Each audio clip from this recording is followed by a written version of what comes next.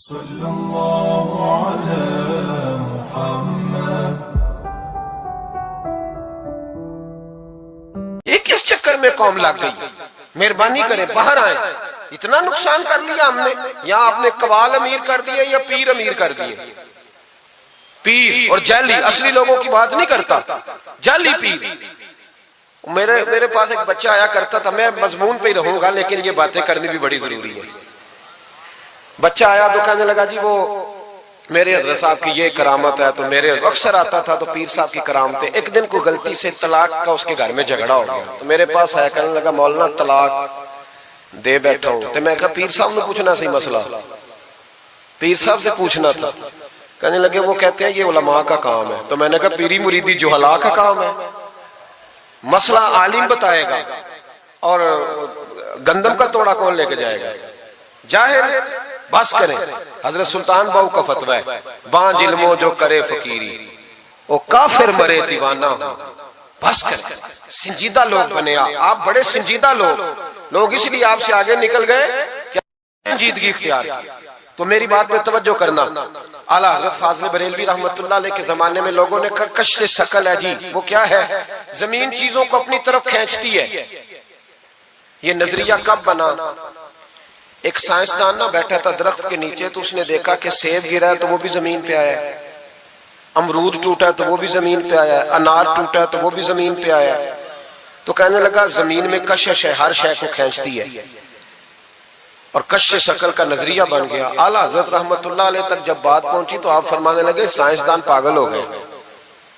साइंसदानों की जो अच्छी बात होगी वो मानी जाएगी, लेकिन जो बात दुरुस्त नहीं होगी वो तस्लीम नहीं की जाएगी। आप फरमाने लगे ये क्या बात हुई कि आधा किलो का सेब तो जमीन ने खींच लिया, अमरूद भी खींच लिया, अनार भी खींच लिया, और गुब्बारे में 1.5 छटाक हवा भर दिया, वो जमीन से खींचा नहीं गया, वो ऊपर उड़ गया है। फरमाने लगे ये कैसा कश्श शकल है? 1.5 छटाक हवा होती है ना गुब्बारे में, वो जमीन से खींचा। आला हज़रत फरमाने लगे असल कश्श शकल नहीं, असल बात यह है कि हर चीज अपनी असल की तरफ लौट जाती है, हर चीज अपनी असल की तरफ। फरमाने लगे हवा की असल ऊपर है तो गुब्बारा उसे ऊपर ले गया। अनार सेब अमरूद जमीन से पैदा हुए थे तो वापस जमीन पे आ गए, वापस। आज भी डॉक्टरों ने बड़ा परेशान किया हुआ है। हम लोग जाते हैं सुन सुना के आ जाते हैं, इल्म नहीं ना होता। अल्लाह करे हम आला हजरत को पढ़ने वाले बन जाए, हमें समझ आए हमारे बुजुर्ग हमारा तहफ्फुज कहाँ का। डॉक्टर के पास जाए, डॉक्टर साहब बच्चा बीमार है, तो डॉक्टर साहब कहते हैं किसी को खांसी तो नहीं घर में, किसी को नजला तो नहीं, पहले तो नहीं किसी को बुखार, तो पूरा इंटरव्यू दे लेते हैं भाई उसकी क्या वजह जी, अगर हो तो फिर कहने लगे अगर किसी को बुखार हो तो फिर बच्चे को भी हो जाता है, किसी को खांसी हो तो बच्चे को भी। समझ आ रही है? कहते हैं ना डॉक्टर इस तरह से, ये बीमारी किसी और को तो नहीं फैमिली में। तो मैंने कहा डॉक्टर साहब आप क्या बात कर रहे हैं? नबी पाक सल्लल्लाहु अलैहि वसल्लम ने फरमाया है कि बीमारी मुताद्दी नहीं होती, एक से दूसरे को नहीं लगती बीमारी, एक से दूसरे को। ये सही बुखारी में मौजूद है। नबी पाक सल्लल्लाहु अलैहि वसल्लम से एक शख्स ने कहा हुजूर मेरे ऊंट को खारिश पड़ गई, और वो जो ऊंट खड़ा है उसकी वजह से पड़ गई है। तो क्या मेरे महबूब का समझाने का अंदाज है? मेरे करीम रसूल फरमाने लगे तेरे ऊंट को तो उस ऊंट से खारिश पड़ी है, बता उस ऊंट को कहां से पड़ी थी? तेरे ऊंट को तो वहां से पड़ी, कैसा अंदाज है, उसको कहां से पड़ी? बंदा चुप कर गया, कहने लगा या रसूलल्लाह उसे तो कुदरती पड़ गई है। तो हुजूर फरमाने लगे फिर इसे भी कुदरती पड़ी है। डॉक्टर कह रहा है जनाब खांसी है तो खांसी लग गई, शुगर है तो शुगर। ओ भाई सुन, अगर तू ये कहेगा ना कि एक से दूसरे को बीमारी लगती है, तो जिसकी माँ फालज की मरीज है उसके बच्चे उसकी खिदमत करेंगे? जिसके बाप के वजूद पे रेशा पड़ जाएगा बच्चे करीब जाएंगे कि हमें बीमारी ना लग जाए? इतनी कमजोर। डॉक्टर कहते हैं कजन मैरिज ना करो, बच्चे बीमार पैदा होते, और कौम चुप करके सुन लेते। डॉक्टरों को बताओ कि हम डॉक्टरों पर ईमान नहीं लाए, अल्लाह रसूल पे लाए हुए। हमारा ईमान अल्लाह रसूल पे है, डॉक्टर पे नहीं है। जो सही बात करेगा डॉक्टर वो मानेंगे, गलत बात नहीं तस्लीम करेंगे। ये मेरे आला हजरत की फिक्र है। डॉक्टर कहते हैं कजन मैरिज ना करो, बच्चे बीमार पैदा होते हैं, तो मौला अली और हजरत फातिमा का रिश्ता क्या है? नबी पाक सल्लल्लाहु अलैहि वसल्लम ने खुद अपने सगे चचा की बेटी जनाब उम्मे हानी को दावत निकाह दी थी। कजन मैरिज में कोई मसला होता तो हुजूर ये काम करते थे? कजन मैरिज हो तो बच्चे बीमार पैदा नहीं होते, कजन मैरिज हो तो बच्चे हसन और हुसैन जैसे पैदा होते। इस तरह के नौनिहाल अल्लाह ताला अता करता है, उनके तरीकों पर चलने वाले पैदा होते हैं। खुदा का खौफ करो। आप जैसे एक मैं रावलपिंडी में था तो एक बच्चा कहने लगा जी मिसवाक के साइंसी फायदे बयान कर दे, मिसवाक के। तो मैंने कहा बेटे साइंस अगर कह भी देना मिसवाक नहीं करनी चाहिए तो हमने फिर भी करनी है। सारी साइंस कहे ना करो तो हम फिर भी मिसवाक, इसलिए कि मिसवाक करना मेरे मुस्तफा का तरीका है सल्लल्लाहु। आला हजरत ने अकीदा तौहीद मजबूत किया। एक और चक्कर है बाबा जी का, बाबा जी सरकार जो एक महीना ना नहाए वो छोटा बाबा, और जो 6 महीने गुस्ल न करे वो बड़ा बाबा। बाबा जी को नमाज नहीं सीधी आती और बाबा जी सरकार बने हुए, हाल ही कोई नहीं, जो अल्लाह के खाते पढ़ गए। और बाबा किस्मत का हाल बता रहा है, दरवाजे पे रोटियां मांगने आते हैं, किस्मत का हाल बताते हैं। अपनी इतनी खराब है कि मांगते फिर रहे, और कौम बेचारी हाथ दिखा रही है, हाल बता रही है। अपना ये बेड़ा गर्क हुआ। मुझे आपका तो नहीं पता, हमारे देहातों में ना ये कभी कभी सोना भी डबल करते थे मांगने वाले। यहां भी होता है ये काम जी, वो सोना लाओ जी तुम्हारा सोना डबल कर दे। वो पता तब चलता है जब सिंगल भी गायब हो जाता है। बावों के लग गए, फूकों पे लग गई। मुझे एक शख्स करामत सुनाने लगा, कहने लगा मेरे हजरत साहब के पास लोग दूर दूर से दम कराने आते हैं। और मैंने कहा दम कराना जायज है, तवीज देना जायज है, लेकिन मैंने किसी के हदीस में नहीं पढ़ा कि कोई बंदा यमन से हुजूर के पास दम कराने आया हो, मिस्र से दम कराने आया हो। दम कराना बिल्कुल दुरुस्त है, हम खुद करते कराते, लेकिन ये असले दीन नहीं। नबी पाक के पास ना कोई शाम से तवीज लेने आया ना दम कराने आया। रसूल पाक के पास तो जो भी आया करता था नबी पाक का दीन ही सीखने आता था। तो दीन की बात कर, दम दुरूद की ना सुना, ये तो जिमनी बात है, ये तो जैली बात। आला हजरत दरवाजे पे खड़े थे, एक बाबा मांगने वाला आ गया। आला हजरत से कहने लगा 10 रुपए दो वरना आपका मकान उलट दूंगा। ये नफसियाती कब्जा कर लेते हैं। तो माँ भी बडेरी कहती है दे दो कहीं वाकई ना उलट दे। आला हजरत ने ये अकीदा नहीं हमें सिखाया कि हम रस्सियों से डरते फिरें। इतना कमजोर ईमान, लोग अपने साये से डरने लग गए।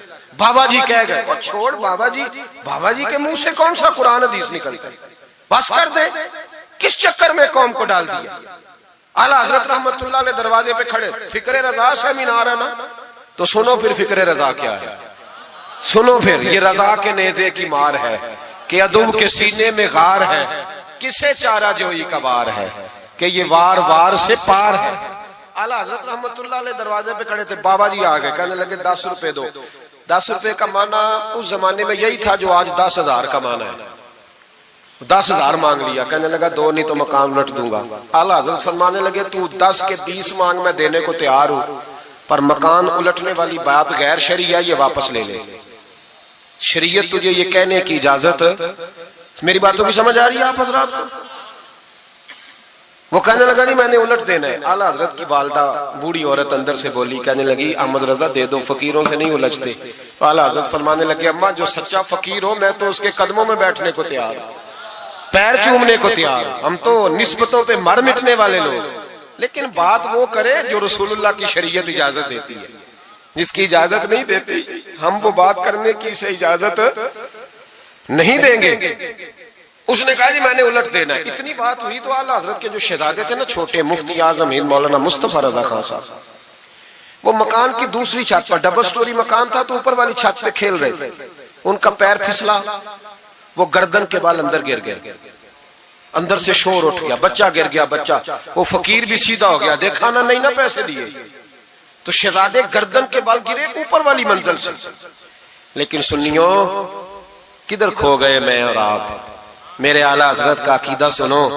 फाज़िल बरेलवी अंदर नहीं गए, हालांकि हुजूर अलैहिस्सलाम का फरमान मौजूद है कि औलाद आदमी को बुज़दिल कर देती है, औलाद के हाथों बंदा कमजोर हो जाता है। अंदर नहीं गए, वहीं खड़े रह के कहने लगे अम्मा मेरा एक बेटा है, मेरा 1000 भी हो तो मैं सारा नबी पाक की शरीयत पे कुर्बान कर दूंगा, लेकिन किसी भावे की मैं गलत बात मानने को तैयार है।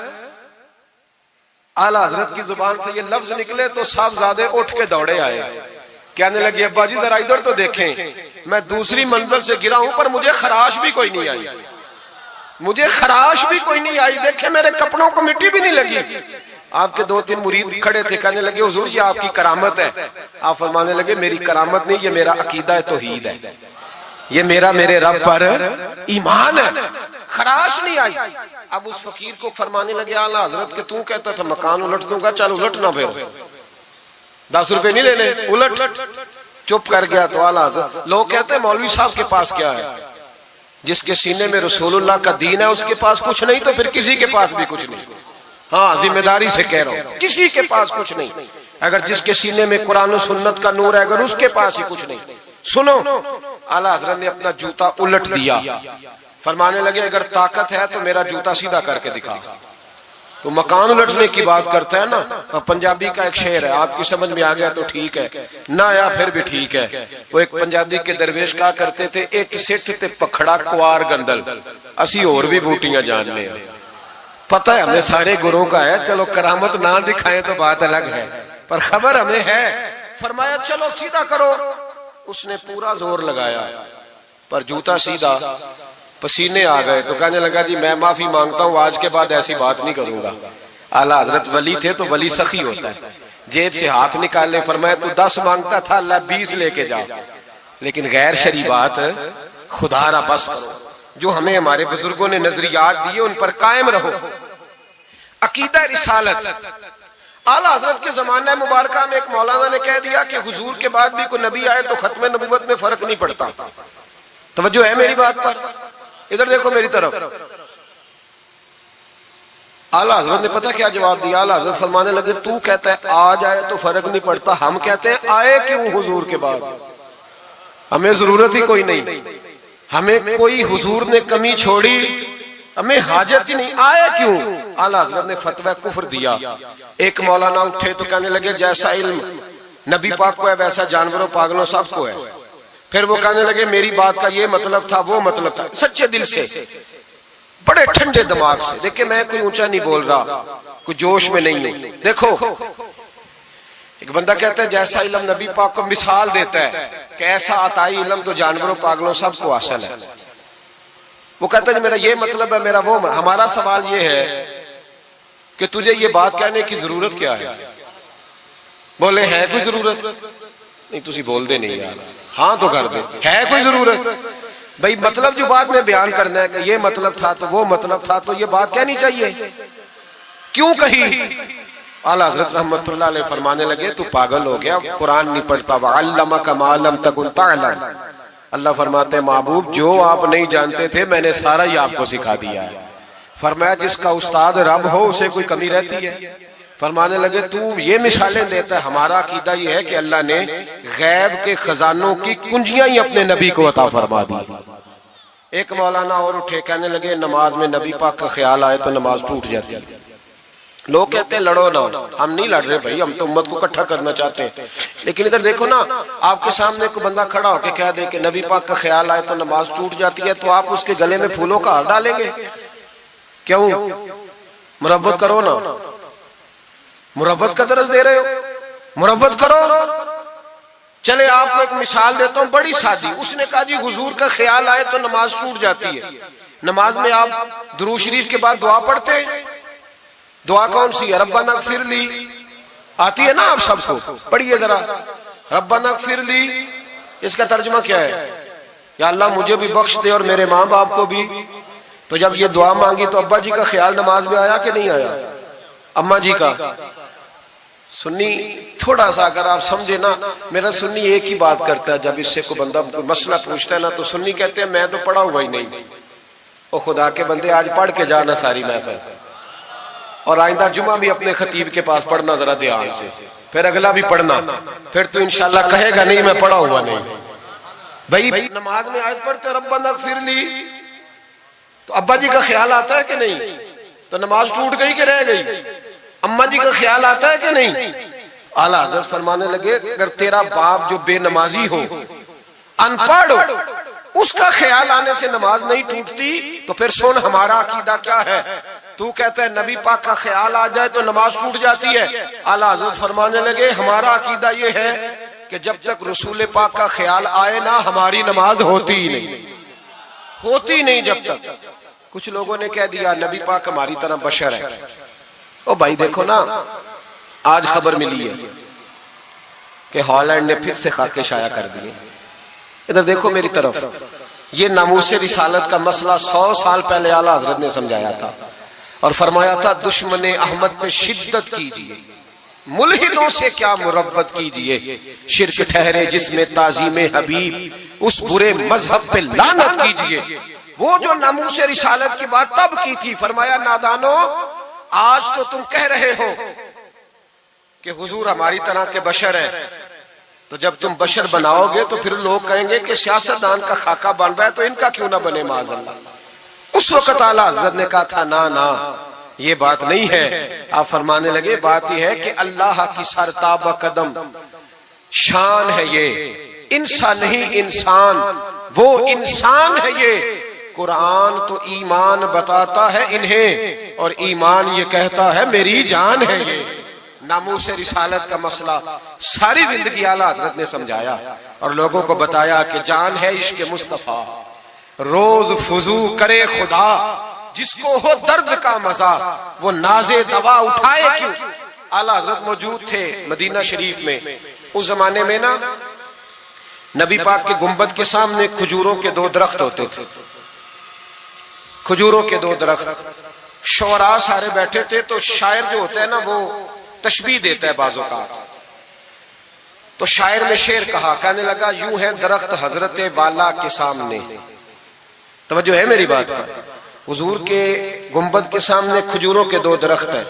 शायर ने शेर लिखा, यूं है दरख्त हजरत वाला के सामने, मजनू खड़ा हो खैमाए लैला के सामने। आला हज़रत फरमाने लगे ये शेर मेरे नबी पाक की शान के लायक। फरमाने लगे तुमने हुजूर के खैमे को, नबी पाक के गुंबद को लैला का खैमा बना दिया, ये क्या बात हुई। तो लोग मानते भी नहीं ना, वो भी ना माने। कहने लगे जी इतराज करना आसान है, शेर कहना मुश्किल है, आप बताएं शेर कैसे कहना चाहिए। फरमाया लफ्ज वो कहो जो हुजूर की शान के लायक है, जो शान के लायक नहीं वो लफ्ज न कहो। शेर क्या कहा, कहने लगे यूं है दरख्त हजरत वाला के सामने, मजनू खड़ा हो खैमाए लैला के सामने। आला हज़रत फरमाने लगे गलत है तशबीह। कहा जी आप बता दे। तो आला हज़रत फरमाने लगे सुनो फिर, यूं है दरख्त हजरत वाला के सामने, कुदसी खड़े हैं अर्शे मुअल्ला के सामने। गोया कुदसी खड़े हैं अर्शे। ये फाज़िल बरेलवी रहमतुल्लाह अलैह का अंदाज है। नामूस रिसालत के बारे में कभी किसी को गुंजाइश, हमारे एंकर टीवी पे बैठ के अभी भी बातें होंगी सवेरे बड़ी, मौलवी जज्बाती है जी, ये कहता है कि गुस्ताखाने रसूल से रिश्ता तोड़ो, और सारे एंकर हमारे बच्चों को खराब करते हैं। कहते हैं जी हुजूर ने तो अपने बेअदब को माफ किया। बिल्कुल माफ किया है, बिल्कुल माफ किया। नबी पाक ने अपने बेअदब को माफ किया है, पर हजरत अबू बकर सिद्दीक ने हुजूर के बेअदब को कोई नहीं माफ किया। हजरत उमर ने हुजूर के बेअदब को माफ, हजरत उस्मान गनी ने माफ, मौला अली ने माफ, इन लोगों ने हुजूर के बेअदब को माफ। लेकिन ना जो मेरी बेअदबी करेगा उसे मैं माफ करूंगा। बेअदबी मेरी करे और माफी मेरे छोटे भाई से मांग ले, उसको हक है माफ करने का, मैंने माफ करना है। क्योंकि बेअदबी ये मोटी बात है, इसको समझ ले। इस इज्तिमा में मैं हुकूमत पाकिस्तान को मशवरा देता हूँ, बड़ा बड़ा ठंडा मशवरा देता हूँ कि अगर बचना चाहते हो ना तो इनसे ताल्लुक तोड़ लो और इन्हें सख्त जवाब दो, बच जाओगे। वरना जो उनसे रिश्ता नहीं तोड़ेगा वो खुद भी नहीं बचेगा, वो राह में बह जाएगा, वो अल्लाह की पकड़ में आ जाए, उसके लिए मुश्किल हो जाए। खुदारा सख्त जवाब दो, तुम्हें अल्लाह ने मनसब दिया, मौका दिया, सख्त जवाब दो, स्टैंड लो।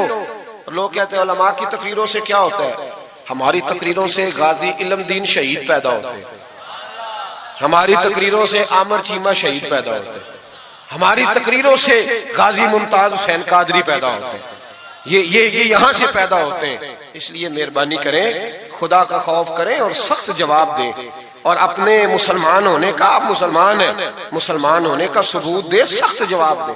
और अगर वो नहीं मानते तो गुजारा खाने पीने रोटी के बगैर हो जाता है, पर नबी पाक के बगैर नहीं होता।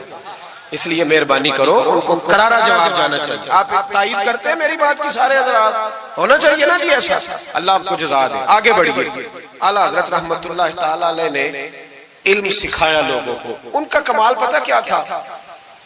हम ना कमजोर दलाइल के साथ मैदान में उतरते हैं तो फिर हमसे लोग काबू नहीं आते। हमें ना स्टडी करनी चाहिए, पढ़ना चाहिए। हमारे यहाँ पढ़ने पढ़ाने का रिवाज नहीं, बल्कि अब तो जब से ये सोशल मीडिया आया है मुफ्ती भी सारे फेसबुक के रह गए। एक साहब पूछते हैं जी वो फेसबुक पे मैंने पढ़ा था, तो मैंने कहा फेसबुक किस किताब का नाम है? किस किताब का नाम है? उस पे तो जो जिसका दिल करता है, अच्छा भी उसका फायदा भी है, लेकिन मेहरबानी करें जब आपने पढ़ना हो ना तो फिर आप किसी मुस्तनद किताब से पढ़ें, फिर उस किताब का हवाला कोट करें ताकि माना जाए। आला हजरत मसला बताना भी जानते थे और मनवाना भी जानते थे। उनकी किसी किताब का कोई जवाब, और जब जवाब नहीं होता तो बंदे गालियां देते हैं, और जब सामने वाला गुस्से में आ जाए तो समझो उलझ गया है। अब दलाइल कोई नहीं तो अब गुस्सा करके भागना चाहता है। आला हजरत का एक फतवा है, मेरी बातों की समझ आ रही है आप हजरात को? पीछे वाले जरा कम कम हाँ ना कर रहे हैं, आ रही है जी आप हजरात को समझ? माशाल्लाह कोरम भी पूरा हो गया आपका, थोड़ी तवज्जो करें मेरी बात पर। आला हजरत रहमतुल्लाह ताला अलैह का एक फतवा है। आला हजरत का फतवा है कि जुमे की जो दूसरी अजान है ना, बाज मस्जिदों में खतीब के सामने होती है।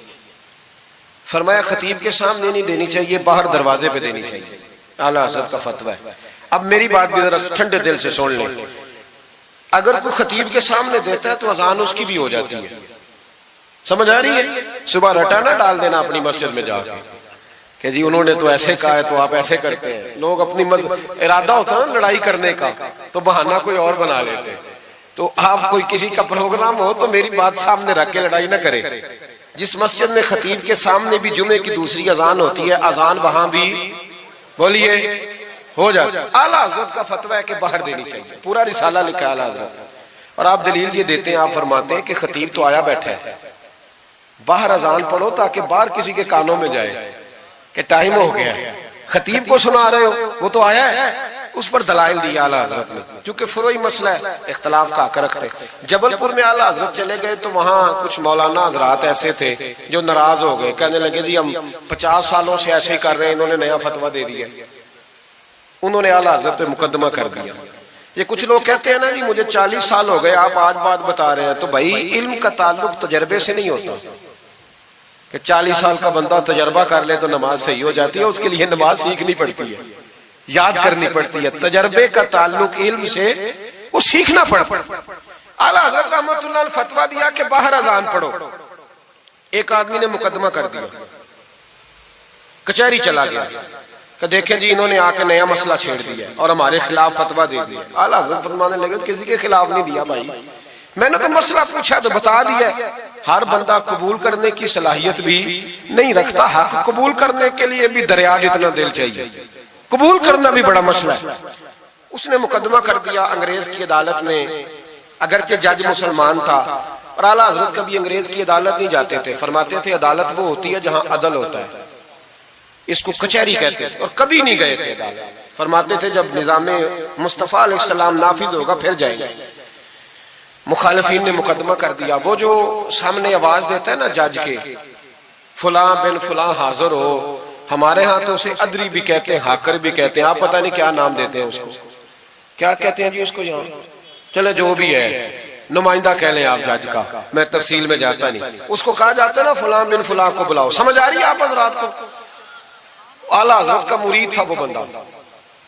जब पता चला ना उसके जज के पास मुकदमा है तो आला हजरत ने बुला के उसे सारी बात समझा दी। वो मुखालिफिन जब कचहरी पहुंचे तो आला हजरत गए कोई ना, वो कहने लगे देखा वो आया नहीं, हम जज साहब को कहेंगे वो तो अदालत को भी कुछ नहीं समझता, देखो ना नहीं आया, जरा मसाला लगाएंगे और जल्दी फैसला होगा। जज मुसलमान था, उसने केस सारा पढ़ा, समझ गया कि मसला यह है कि एक मौलाना कहते हैं अजान खतीब के सामने दो, दूसरे कहते हैं वहां दो। जब बारी आई ना उस केस की, केस पढ़ के ना तो अपने उस नुमाइंदे को कहने लगा मौलाना अहमद रजा बिन नकी अली खां को बुलाओ। उसको आला हजरत ने समझाया हुआ था। उसने पता क्या किया, जज के कुर्सी के सामने खड़े होके तो कानों में उंगलियां दे ली, कहने लगा मौलाना अहमद रजा वल्द नकी अली खां हाजिर हो। तो जज कहने लगा वो बाहर जाके कहने लगा जी यही बात तो मेरे आला हजरत फरमाते हैं, यही तो वो कहते हैं कि उन बाहर जाके कह, खतीब तो आया बैठा है, यही तो वो कहते हैं, यही तो मसला है। तो वो जज उसी वक्त कहने लगा उनको आने की कोई जरूरत नहीं, वो जो भी कहते हैं सही कहते हैं, मसला उनके हक में मुल्के सुखन की शाही, तुमको रजा मुसल्लिम जिस सिमत आ गए हो सिक्के बिठा दिए। ये कमाल था इमाम अहमद रजा फाज़िल बरेलवी, बात कहनी भी आती थी और बात मनवानी भी, मनवा ली अपनी बात। वो उलमा भी बड़े काबिल थे, उन्होंने रुजू कर लिया, कहने लगे जी आपकी बात अकलन भी ठीक है, नकलन भी ठीक है, लिहाजा हम मानने को पीलीभीत में आला हजरत चले गए। आला हजरत का फतवा है कि मुरीदनियों का पीर साहब से पर्दा वाजिब है जी, याद रहेगा आपको। और आला हजरत का ये फतवा है कि किसी बुजुर्ग की कब्र पे जाना है तो 4 हाथ दूर खड़े रहना है, करीब नहीं जाना। तवाफ करना हराम है कब्र का। बोसा लेने में भी इख्तलाफ है। आला हजरत फरमाते हैं मेरा मसलक ये है कि बोसे से भी बचो, मेरा नजरिया यह है कि बोसा 4 हाथ दूर खड़े रहो, 4 हाथ यहां तक होते हैं, चले आप बालिश कर ले, 4 बालिश दूर खड़े रह के फातिहा पढ़ो। किसने मलंगों को इजाजत दी है कब्रों पे माथा टेकने की, जब आला हजरत मना कर रहे हैं? सारा कुछ उनके खाते में डाल देते हो जिन्होंने सारी जिंदगी लोगों को मना करने में गुजार दी। मैं कभी कभी कहा करता हूं मेरे आला हजरत बड़े मजलूम है, बड़ा जुल्म हुआ, हर ऐब उनके खाते में डाल दिया गया, हालांकि वो पहरेदारी करते रहे नबी पाक की शरीयत। फरमाया दूर खड़े रह के फातिहा पढ़ो। और आला हजरत से किसी ने कहा था मैं बुजुर्ग के मजार पे कई दफा आया हूं, फैज नहीं मिलता। आप फरमाने लगे तुम मजारों पे गैर शरई हरकतें करते हो, तो बाबे तो तुमसे नाराज हो गए अल्लाह के बनी, वो तुम्हारे ऊपर फैज की निछावर कैसे करें, तुम तो उनको तंग करते हो, गैर शरई हरकतें करते मजारात। लेकिन बस मौज है लोगों की, लगे हुए। मेहरबानी फरमाए, तवज्जो करें। आला हजरत रहमतुल्लाह अलैह को एक शाह जी थे पीलीभीत के रहने वाले, उन्होंने जलसे पे मदऊ किया, आप तशरीफ ले गए। हालांकि कम जाते थे, लिखने लिखाने के आदमी थे, पढ़ने पढ़ाने कम जाते थे, उन्होंने बुलाया तो तशरीफ ले गए। हमारे यहाँ तो अब टेलीफोन है ना जी, तो मिनट मिनट पे लोग पूछते हैं कहाँ पहुंच गए हो, कहाँ पहुंच गए हो, अब कहाँ आ गए। उस जमाने में खत होता था, खत डाल दिया जाता था, इस तारीख को जलसा है, जवाबी खत आता था, पहुंच जाएंगे। आला हजरत ने खत लिखा शाह जी को मैं आ जाऊंगा। जिस दिन आला हजरत पहुंचे उनको पता नहीं था कि उनके आने का टाइम हो गया। आला हजरत पहुंचे तो शाह साहब, शाह जी उनका लकब था बुजुर्गों का, वो शाह जी ना मुरीदनियों के बीच बैठे तावीज़ लिख रहे थे। आपको पता है मुरीदनियां ही ज्यादा नजराना देती हैं तवीज़ का, मुरीद तो पूरा पूरा देते हैं, इसलिए उनका पीर ज्यादा अमीर होता है। तो वो तवीज़ लिख रहे थे, मुरीदनियां बैठी थी दाएं बाएं। आला हजरत जैसे ही पहुंचे नजर पड़ी, अब तो बड़ी मुसीबत है, कोई रोकने वाला नहीं। अब तो जाली पीर की सदारत में लोग जलसा कर लेते हैं, उसे तस्दीक हो जाती है। इतने बड़े मुफ्ती बैठे थे मेरे जलसे में, हमने अल्लाह रसूल का दिया खाना है, तो खुदा का खौफ करना चाहिए, रसूलुल्लाह के दीन से वफा करनी चाहिए। गलत आदमी की कभी सपोर्ट ना करें, वरना नबी पाक को क्या मुंह दिखाएंगे। मेरे आला हजरत रहमतुल्लाह ताला अलैह जब पहुंचे, शाह जी को देखा मुरीदनियों में बैठे तो वापस आ गए। लोगों ने कहा वो तो आला हजरत तो जा रहे। आला हजरत रहमतुल्लाह अलैह जा रहे थे, शाह जी को पता चला, वो दौड़े आए, आके कहा हुजूर लोग देख रहे कहां जा रहे थे, मैं वापस जा रहा हूं। कहने लगे कुछ तो ख्याल करें, लोग क्या सोचेंगे। आला हजरत के हाथ में छड़ी थी, जोर से जमीन पे मारी।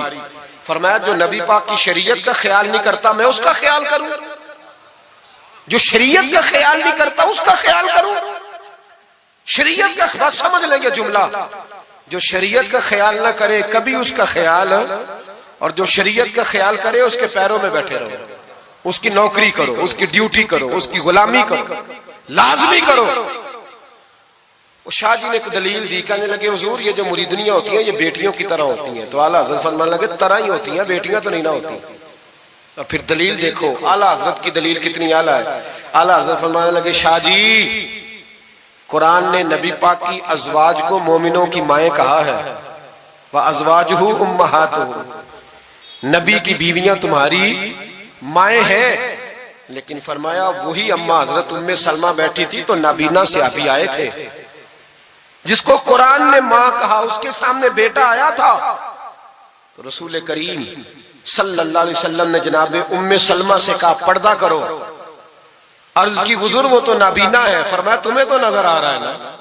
फरमाया जिसको कुरान मां कहे जब उससे पर्दा जरूरी है तो ये तो बेटियों की तरह है। शाह जी भी बड़े ज़रफ़ वाले आदमी थे, कहने लगे हुजूर हाथ करीब करे, मुझे समझ आ गई आपके हाथ में तौबा करता हूं, आज के बाद ये काम नहीं करूंगा। बड़े आदमी थे ना, मान गए। बड़ा आदमी मानता है, जो बुज़दिल होता है तो अपनी गलती पे डट जाता है। जब मान गए तो फिर आला हजरत भी तो आला थे ना, जब कहा ना मानता हूं तो फिर इमाम अहमद रजा भी झुके और लोगों को पता तब चला जब आला हजरत ने शाह जी के पैर चूमने शुरू कर दिए। पहले नाराज होकर जा रहे थे, मैं तेरा ख्याल, अब शरीयत पे अमल किया तो कदम चूमे। आला हजरत गुलाम थे सैयद, इतना इल्म पढ़ने के बावजूद एक पीर के मुरीद हुए। समझ आ रही है मेरी बात? मुर्शिद के मुरीद हुए, इतना इल्म पढ़ने के बावजूद। नौकरी की हम तो जरूरत ही नहीं, जो बंदा 2-4 जमातें पढ़ जाता है वो तो कहता है मैं मुझे पीर अच्छा मिलता ही कोई नहीं जी। तो मैं कहता हूं जब बंदा पढ़ लिख जाए और पैसे जेब में आ जाए तो फिर अच्छा पीर कैसे मिल जाए, इसमें शक नहीं। पीर भी गलत है, लेकिन अच्छे लोग भी दुनिया में मौजूद है। ये हो नहीं सकता कि अच्छे लोग हो ना, लेकिन हम किसी नेक आदमी की गुलामी करना पसंद नहीं करते। हम रश देखते हैं किधर ज्यादा है, रश के पीछे। आला हजरत मुरीद हुए और पीर खाने की नौकरी की। जब ड्यूटियां लगती थी आस्थाने पे तो मेरी तरह का तो मौलवी कहीं मुरीद भी हो ना तो पीर खाने पे जाके स्टेज पे बैठना पसंद करता है। लेकिन आला हजरत फरमाया करते थे मेरी बाथरूम पे ड्यूटी लगाओ, मैं वो वाली नौकरी करूंगा, उससे मेरा नफ्स कुचला जाता है। वो इतने बड़े आलिम हो, फरमाया करते थे मेरी वो ड्यूटी लगाओ जो सबसे छोटी है। आजी इस दर्जे की थी, इतनी अजमतों, इतनी फजीलतें, और फिर जब इतना कुछ अल्लाह बंदे को देता है ना, इतना उसे तकवा, फिर उसे अल्लाह बसीरत की रोशनी देता है। हुजूर फरमाते इत्तकु फिरासतिल मोमिन फइन्नहु यंजुरु बिनूरिल्लाह। मोमिन की फिरासत कल्बी से डरो, वो अल्लाह के दिए हुए नूर से देखता है। आला हज़रत रहमतुल्लाह ताला अलैह, उनके खलीफा थे सैयद नईमुद्दीन साहब मुरादाबादी, तफसीर खजाइनुल इरफान लिखी उन्होंने। सैयद साहब के एक दोस्त थे सैयद दीदार अली शाह साहब, लाहौर में उनका मज़ार है। जब दाता साहब जाए ना तो मुहद्दिसीन के मज़ारों पे भी जाया करें। मलंगों के मज़ारों पे रश रहता है, उलमा की कब्रों पे जाता ही कोई नहीं, वहां भी जाया करो। इन लोगों ने बड़ी खिदमत की है दीन की। हजरत सैयद दीदार और दाता साहब तो फिर देखे ना, उनकी किताब पढ़े। दाता साहब सूफिया के भी इमाम है, उलमा के भी इमाम है, कमाल कर दी। तो मेरे भाई हजरत जनाब सैयद दीदार अली शाह साहब सैयद नईमुद्दीन मुरादाबादी रहमतुल्लाह ताला अलैह के दोस्त थे। सैयद दीदार अली शाह साहब रहमतुल्लाह अलैह मिलने गए सैयद नईमुद्दीन साहब से, तो सैयद नईमुद्दीन साहब तैयार थे बरेली शरीफ जाने के लिए। सैयद नईमुद्दीन साहब बरेली जाने को तैयार थे। उम्र में भी आला हजरत से बड़े थे दीदार अली शाह साहब।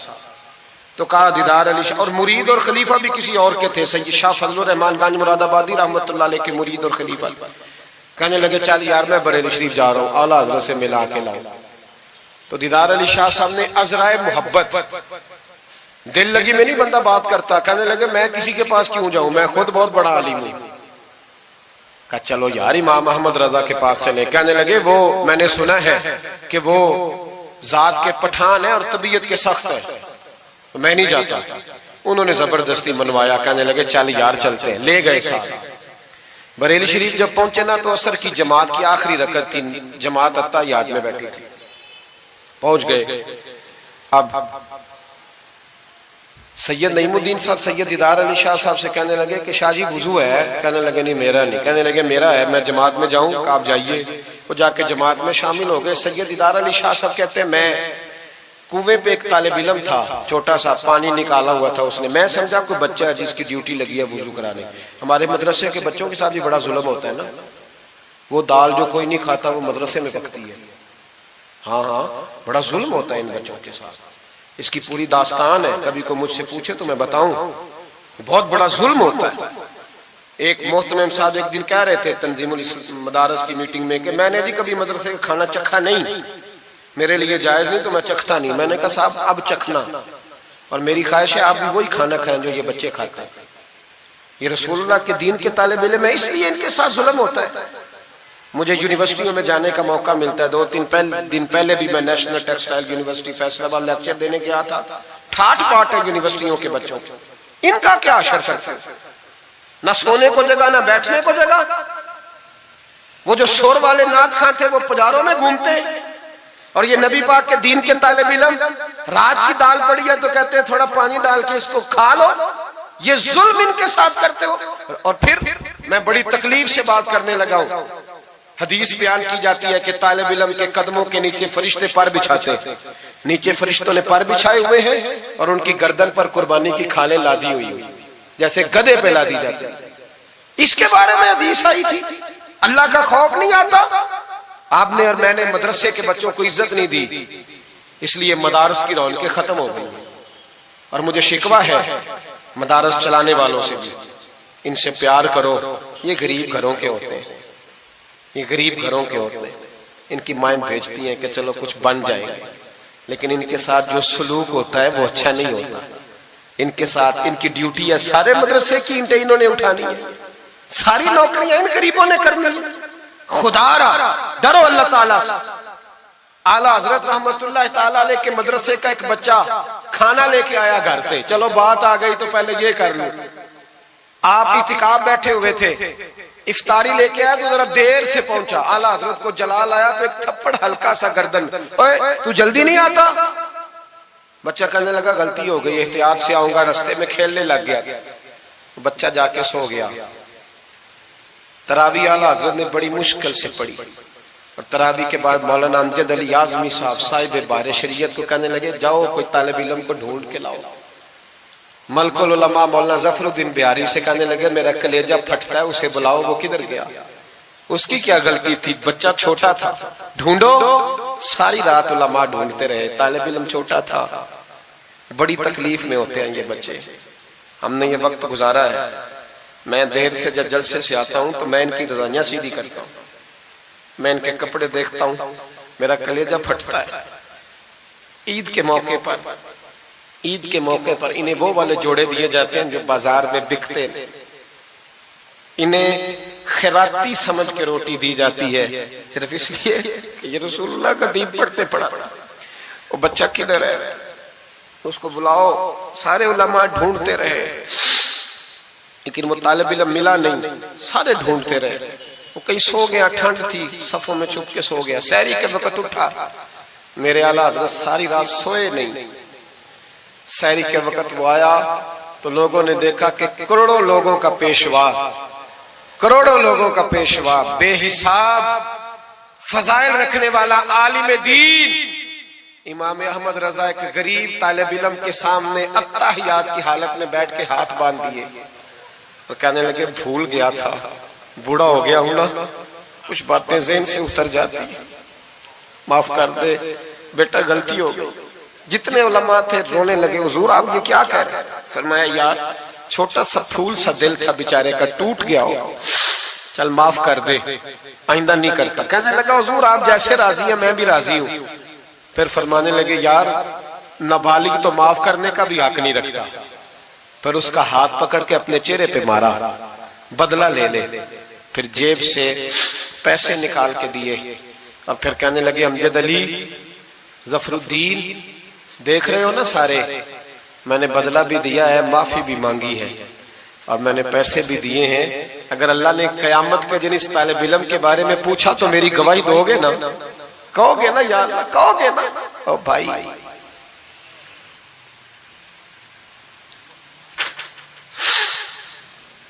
कमाल था मेरे आला हज़रत रहमतुल्लाह। आलिम वो होता है कि जिसके पीछे 4 गाड़ियां आगे और 4 पीछे हो, पीछे हट जाओ, पीछे हट जाओ, वो मुर्शिद होता है। मुर्शिद वो होता है जिसके पास से तकवे की खुशबू आती है, खौफे खुदा की खुशबू आए, रसूलुल्लाह की मोहब्बत जाके, वो कामिल मुर्शिद होता है। हजरत सैयद नईमुद्दीन साहब मुरादाबादी रहमतुल्लाह अलैह फरमाते, मैं पहुंचा उस तालिब इल्म को, मैंने समझा को वुजू कराने वाला है, तो मैंने कहा पानी उठाने लगा तो कहने लगा बाबा जी पूछ तो ले पहले, पानी तो मेरा है।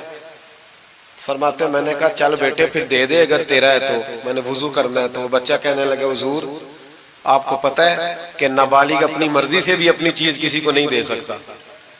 मौलाना दीदार अली शाह साहब फरमाते मेरे दिल पर चोट लगी। मैंने कहा दीदार अली, अहमद रजा के मदरसे के तो नाबालिगों का इल्म भी तुझसे ज्यादा है, नाबालिगों का ये हाल है, तो बड़ों का क्या हाल होगा। फरमाते हैं कि वुजू उस बच्चे ने किया, फिर मैंने पानी भरा, वुजू करके मैं मस्जिद की सीढ़ियां चढ़ रहा था। सैयद नईमुद्दीन साहब की नमाज रहती थी, वो मुकम्मल कर रहे थे। आला हज़रत सीढ़ियां उतर रहे थे, उनके पीछे पीछे हाथ बांध के लोगों को चलते देखा तो मैं समझ गया यही आला हज़रत है। आला हज़रत की करामत थी कि सैयद की आंखें देख के पहचान जाते थे कि सैयद है। आंखें, कहते हैं जब सीढ़ियां आला हज़रत उतर रहे थे, मैं चढ़ रहा था तो मेरी आंखें देख के पहचान गए। सलाम ली तो कहने लगे आप सैयद है, तेरी नस्ल पाक में है बच्चा बच्चा नूर का, तू है ऐने नूर तेरा सब घराना, आप सैयद है। कहते मैंने कहा जी।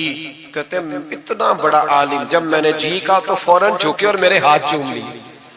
तो मैंने पूछा तबीयत कैसी है। वो बात जो मेरी और सैयद साहब की तन्हाई में हुई थी, मैंने कहा आला हज़रत से पूछा हुजूर तबीयत कैसी है। तो कहने लगे शाह जी जात का पठान हूं, तबीयत जरा सख्ती है मेरी, पठान जो हूं तो जरा तबीयत सख्ती है, क्या करूं।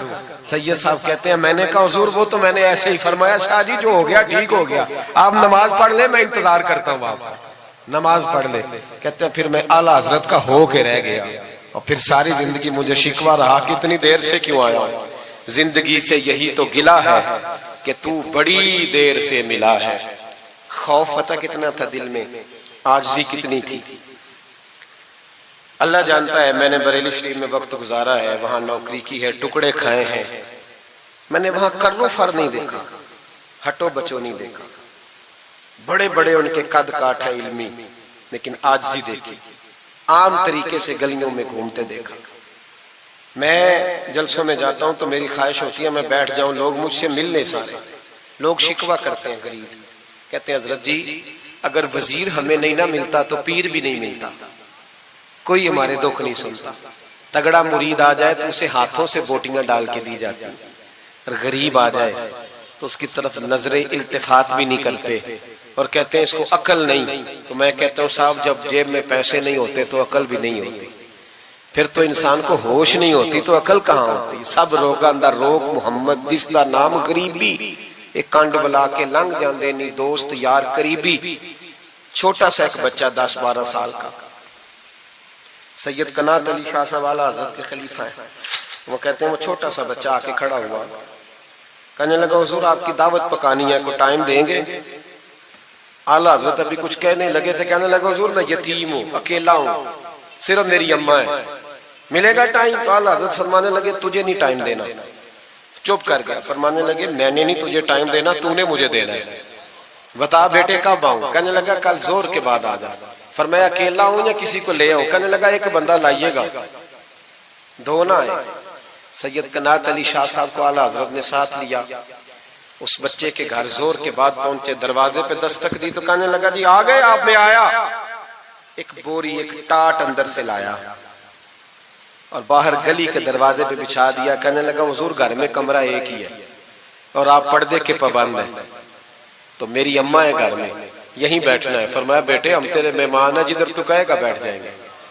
फाज़िल बरेलवी बैठ गए। आला हज़रत बीमार रहते थे, डॉक्टर ने कहा सख्त ग़िज़ा नहीं खाना, तो आप सूजी के बिस्कुट दोपहर में असर के बाद थोड़े लेते थे। वो बच्चा दाल पका के लाया तो बूढ़ी अम्मा ने पकाई, कुछ पक्की कुछ कच्ची, बाजरे की मोटी रोटियां और गली में ला के रख दी। बरेली के इमाम ने यूं खाई जैसे को बड़ी आला ग़िज़ा हो।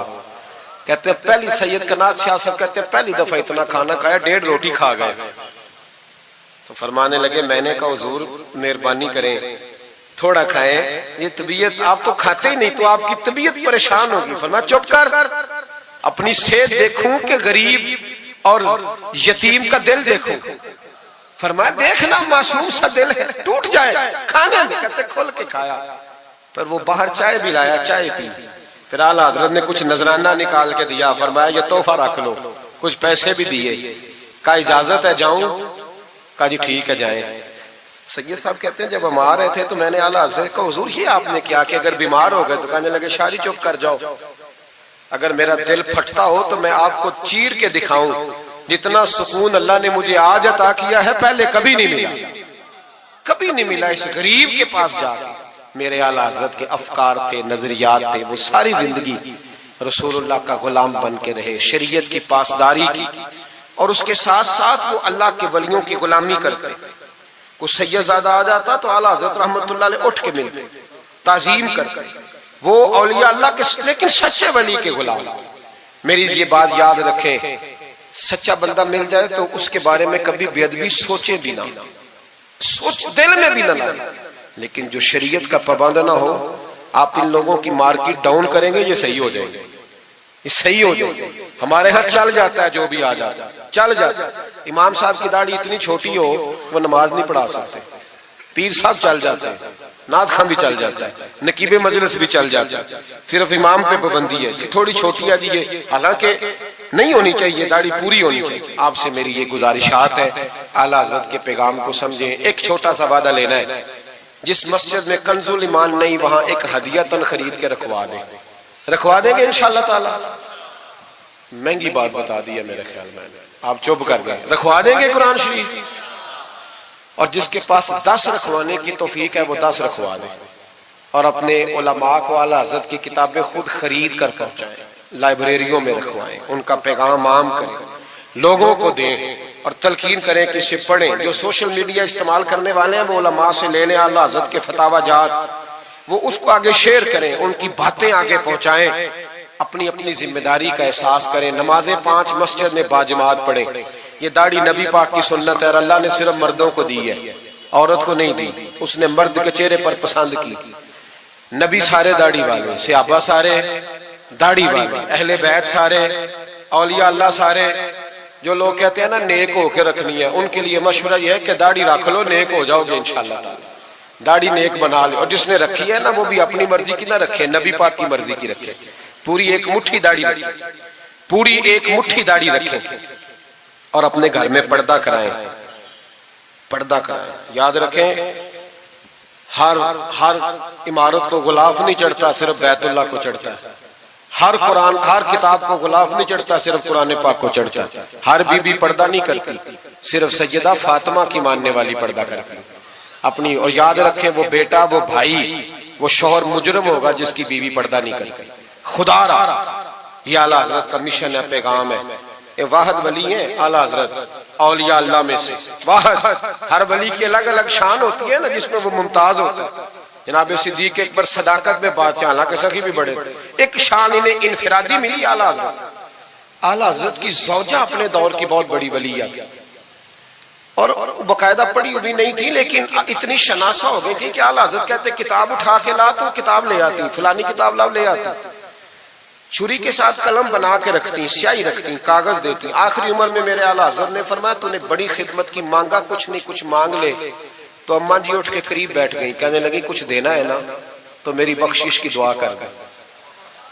अंदाज देखो, बीवी, बाहर लोग तकरीरें सुनते हैं, घर वाले किरदार देखते हैं, इसलिए घर वालों को मुतासिर करना, जरा वो किरदार देखते हैं, वो तकरीर नहीं ना सुनते, किरदार देखते हैं।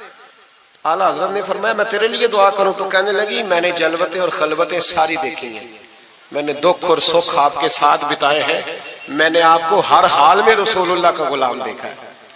तो इतने सच्चे आदमी से दुआ कराऊंगी तो अल्लाह जरूर मेरी बख्शिश फरमाए। ये किरदार था। मुझे कहा गया कि मैं अपने पीरो मुर्शद हजरत सैयदना व मुर्शदना हुजूर ताजुश शरिया शहजादा आला हजरत हजरत शेखुल इस्लाम वल मुस्लिमीन मुफ्ती अख्तर रजा खान साहब रहमतुल्लाह अलैह के बारे में कुछ कहूँ, न मेरी हैसियत है, न मेरी औकात है, न मेरे लफ्ज़ों में इतनी ताकत है। ये तो कुछ ड्यूटी लगी हुई है तो कुछ बात कर लेते हैं। हुजूर ताजुश शरिया आला हजरत के पड़पोते थे। अजहर यूनिवर्सिटी में तालीम, बड़े बाप के बेटे होने के बावजूद बाकायदा तालीम हासिल की और अजहर यूनिवर्सिटी को टॉप किया। एक अजमी ने जाके अरबियों से ज्यादा नंबर हासिल किए और फिर वापिस आए तो पूरी दुनिया में दीन का काम किया। कई जुबानों में आपकी किताबें, करोड़ों लोग आपके मुरीद थे। मेरी तरह के कई लोग बाहर दरवाजे पे खड़े रहते थे कि चलो उस रास्ते में बैठने का मौका मिल जाए जहां से उन्होंने गुजरना है। कई लोग अल्लाह ने तौफीक दी मुझे कुछ देर उनके पास बैठने की, कुछ उनसे सीखने की, कुछ पढ़ने की। उन्होंने मेहरबानी फरमाई तो वहां भी बुलवाया। यह भी उनका विशाल हुआ है। करोड़ों लोगों ने नमाज जनाजा पढ़ी है, करोड़ों लोगों, करोड़ों। और इंडिया की मीडिया ये कहता है कि हमें समझ नहीं आई कि करोड़ों लोग आए हैं पर पत्ता भी कोई नहीं टूटा। पत्ता भी कोई नहीं टूटा। 50,000 आदमी इकट्ठा आ जाए ना आपके डीजी खां में तो पकौड़े भी खत्म हो जाएंगे ना, लेकिन वहां करोड़ों लोग आए, पता नहीं रोटी किसने दी, खाना किसने खिलाया। बड़े बाप के बेटे थे लेकिन खुद भी बहुत बड़े थे, सारी जिंदगी रसूलुल्लाह का दीन फैलाया। दुआ करना अल्लाह ताला हमें उनके तरीकों पर चलने की तौफीक अता फरमाए। मैं दुआ करता हूँ जो कुछ मैंने अर्ज किया अल्लाह उसे कबूल फरमा ले, जहाँ हम भूल गए अल्लाह हमसे दरगुजर फरमाए।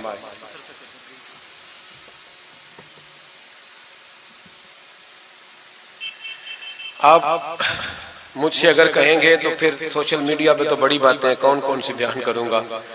तो बहरहाल हजरत इब्राहीम अलैहिस्सलाम के बारे में कुछ कहने को कहा गया। हजरत इब्राहीम अल्लाह के दोस्त है, वत्तखज़ल्लाहु इब्राहीम खलीला, अल्लाह के खलील है। यारों के यारों पर बड़े मान होते हैं, बड़ा प्यार होता है। फरिश्तों ने एक दफा शिकवा किया था कि या अल्लाह तूने यार बनाया है, उनके पास बड़ी बैल बड़ी गाय बड़े तूने ऊंट दिए हैं, बड़ी बकरियां दी हैं, तो यार तो उन्होंने बनना ही था। तो रब करीम ने फरमाया जाओ इम्तिहान कर लो।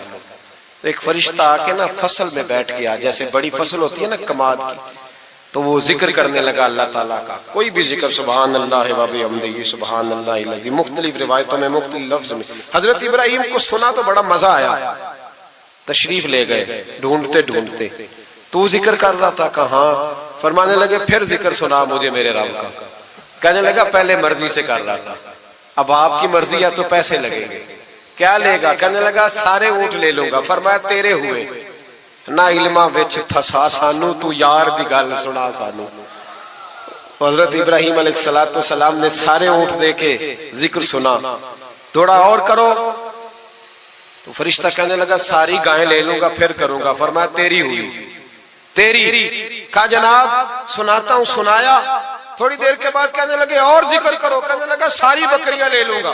फरमाया तेरी हुई। ये जिक्र का भी एक नशा है, यार की बात का भी एक नशा है, ये नात की भी एक लज्जत है। ये जब लग जाती है तो फिर रोज दिल करता है, रोज। फरमाया सारा कुछ तेरा हुआ। जब सब दे बैठे तो कहने लगे थोड़ा और सुना। कहने लगा अब क्या दोगे? तो आप फरमाने लगे जानवर संभालने के लिए तुझे किसी की मदद की भी तो जरूरत है ना, तो मुझे रख ले, मैं तेरी मदद करता रहूंगा, तो मुझे रब का जिक्र सुनाते रहेगा। तो हजरत इब्राहीम अलैहिस्सलाम ने जब फरमाया तो फरिश्ता कहने लगा ऐ अल्लाह तूने सही बंदे को खलील बनाया, ये इस काबिल है कि तेरा खलील। आप भी मेहरबानी करें, कुछ दे अल्लाह के रास्ते में, कुछ दे अपने इदारों की, मदारस की, मसाजिद की, गरीबों की, यतीमों की मदद करें ताकि अल्लाह की खिल्लत का मामला हो। औरतों के महफिल मिलाद के बारे में पूछा गया, औरतें मिलाद करेंगी घर के अंदर करें, लेकिन गुजारिश ये है कि आवाज मर्दों तक न जाए और सिर्फ खवातीन का इज्तिमा हो, उसमें मर्द ना हो। कोशिश करें औरत की आवाज का भी पर्दा है तो वो इस तरह महफिल मिलाद करें कि ज्यादा से ज्यादा बापर्दा रहे, लेकिन जाना चाहिए, शरीक होना चाहिए। जाएंगी तो दीन का पता चलेगा। अल्लाह ताला तौफीक अमल अता फरमाए, हमेशा मिदहत खैरुल अनाम में गुजरे। दुआ है ये उम्र दरूद व सलाम में गुजरे। आखिर दावाना अनिल हम्दुलिल्लाह।